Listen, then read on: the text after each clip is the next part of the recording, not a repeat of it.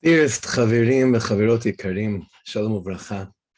I wanted to spend a few minutes talking, learning, and experiencing with you a beautiful insight from the Baal Ha'ilula, the one whose Yarzeit is tonight. And that is someone who's had a tremendous hashpah on me personally, and probably on you too, without even knowing it. And that is, of course, the Yarzeit of Rabbi Levi Yitzchak Bender, Zchus Yagen Aleinu. Rabbi Levi Yitzchak Bender was the heart, the pulse of the first generation of Breslover Hasidim here in Eretz Yisrael. Now, this is not going to be a shir on his whole life. It would take volumes. And thank God, in recent years, more and more work have been published, sharing with us tremendous insights into the incredible Mesiras Nefesh this precious holy Jew had. So what I wanted to do tonight perhaps was maybe those of you that are watching this to show you maybe some pictures of who we're speaking about and to really get to one main teaching of Rabbi Levi Yitzchak Bender.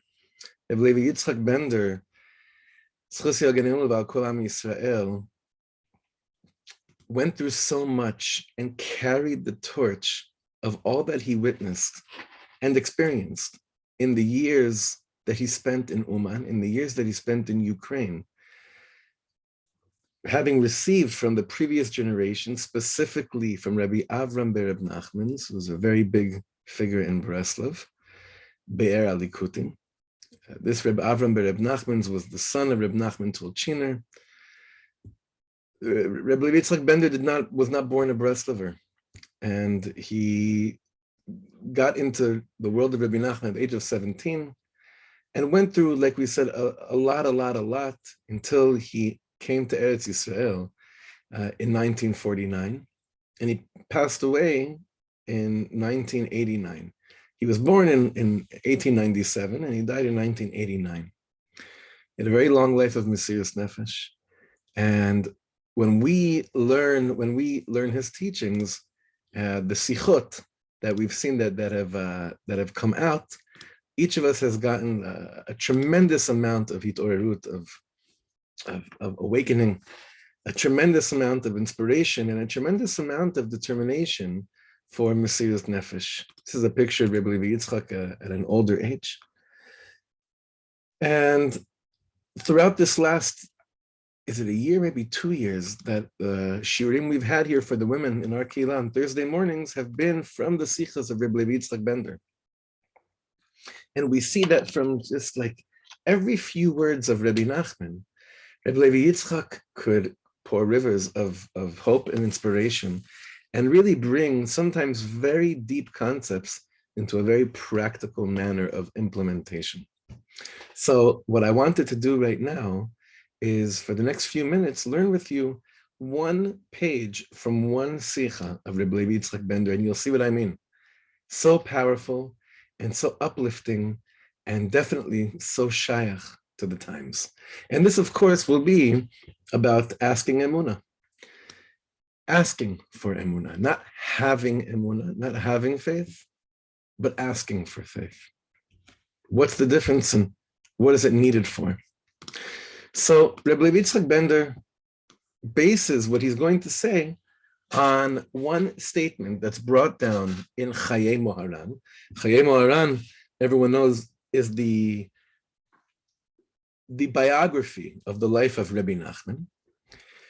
And there it says, Shamati ma'adoneinu moreinu v'rabbeinu zichrono livracha, shekol echad yesh lo bechinas ma lefanim ma le'achor lefi madrigato. We heard in the name of Rabbi Nachman that each person has an aspect of what comes before and what comes after, each person in accordance to where they're holding. So what does that mean? What came before and what came after? And I think that this is going to be something that you'll be hearing an inner chuckle as we read this paragraph, learn this paragraph. I believe Yitzchak Bender says like this: Hine harei nitztaveinu lo lachshov ve'lo lachkor ma lefanim ma le'achor. As based on in the Gemara and Megillah, a person is commanded not to think and investigate and wonder what was and what will be. Now, many times we translate that to mean, like in a future sense, what will be in the future. So, and also, why did whatever happen, and what will be in the future? And this is something that each person gets stuck in. So Rabbi Nachman says like this: Megaler Rabbeinu kan she'azara zo hi l'chol echad ve'echad lefi madrigato. This warning of not going into what was and not spending too much time in what will be is a warning that's shaykh to each person in accordance to where they're at. Hasagato ve'erko be'emunah hatmima. That what we really are trying to constantly, and this is something you'll hear constantly throughout all the writings of Breslov, is the grasping and the value of having emunah tmima. Kach yesh lo et ha'ma lefanim u'ma la'achor shelo. B'chol adam muzhar lo likanes lemekomot ha'elu. You know, Rabbi Nachman was very big on preventing people from going into that place where the mind kind of comes and convinces us that we need to understand why I went through what I went through before I move forward. Or the mind comes and says, listen, you got to be chacham, you got to be wise. You can't just jump into things. So you have to know very clearly where you're heading and what's going to be. And the Rebbe was so makpid to stay away from that very, very convincing sound that each person, Kefi Madrigato, like Rabbi Nachman says, each person gets stuck in. Ki arei Chazal hiz'iru al kach me'od. Our sages warned us about this tremendously. Ad she'amru ala mashki'a atzmo b'chakirot. That the Gemara says in Chagiga, the one that invests himself into this chakira, into investigating these matters, ra'ui lo shelo ba'al ha'olam. It would have been better had a person like this not come to the world. אלא צריך לאחוז באמונה הפשוטה לבלי להיכנס לתחומים שאינם שייכים לו.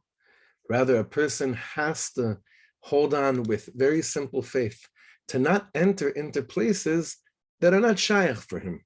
Now, you know, quite often when someone tells us, not only when we're children, but also when we're adults, hey, you know, don't go there. That door is not for you. Of course, that's the door that I'm going to. This happens all the time. So what's this door that the Rebbe keeps on referring to over here? This delet, what is it all about? Exactly what we've been saying over and over again. So the ikar of this mitzvah, of emunah, we're going to see right now what it's all about. Rabbeinu gila lanu, she'ikar ha'etza le'agia le'emunah pshuta hi atfilah. How does a person attain this place of having simple faith, of not needing to understand everything and not needing for yesterday and tomorrow to play a role in where I am today? Well, did you ever daven for it? And here I want us to be very strong, very chazak, and very medakdek. We really point out something that I think is very, very important. People are under the assumption I either have tefillah, I either have emunah, or I don't have emunah. And it just can't be. You're not born with it or not born with it. You're born into a world where the option of asking for it stands before you day and night. And that's why Rabbi Levi Yitzchak Bender continues here, and he says, quoting Reb Nassan, Kfi shemoreinu Reb Nassan marbel itchanen. If you look through Likutei Tefillas, the book of Tefillah of Reb Nassan, based on Likutei Maharan, ten li emunah. God, give me emunah. V'tzadik be'emunato yichya ki b'chol chayei ha'adam. Et kol pe'ulotav u'mitzvotav alav la'asot im emunah. I have to do every mitzvah and every action with emunah.